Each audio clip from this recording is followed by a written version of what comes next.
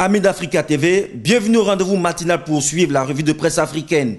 Une fois encore, vous ne raterez rien de l'essentiel de l'actualité. C'est l'Afrique du Sud qui ouvre la randonnée du jour. La marche de l'opposition fait la une du confrère en ligne Kouassi. Afrique du Sud, incident entre des manifestants de l'opposition et l'ANC. L'Alliance démocratique qui est descendue dans les rues mercredi à Johannesburg pour crier sa colère contre le chômage a croisé sur son chemin des militants de l'ANC, le parti au pouvoir. L'interposition de la police sud-africaine a permis de sauver les meubles. Alors que l'Algérie continue de pleurer ses morts dans le crash d'un avion militaire, El Watan, le quotidien algérien d'information, publie l'interview fracassante de Hossein Ben Aïd. Bouteflika doit partir dignement et Gaïd Salah n'est pas crédible.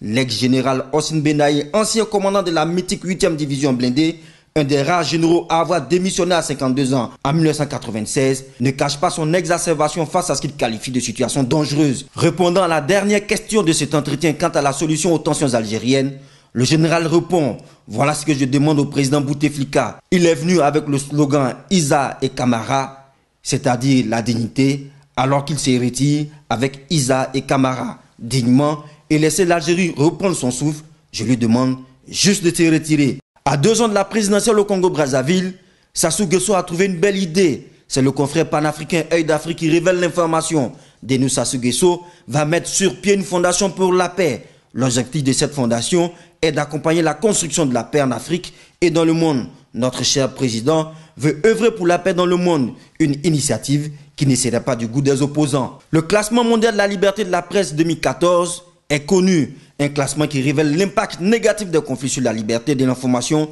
et ses acteurs. Le premier pays africain sur la liste est classé 22e. Il s'agit de la Namibie, le Cap-Vert 24e, le 3e africain, le Ghana occupe la 27e place mondiale. La Côte d'Ivoire occupe la 101e place, l'Érythrée est le bon dernier de la classe. Elle occupe la 180e place. Les pays africains doivent faire des efforts pour avoir un meilleur classement. Terminons cette revue de presse par la Côte d'Ivoire. La condamnation de Viviane Atsen, la première femme commissaire de police en Côte d'Ivoire, fait la une du quotidien indépendant L'Inter.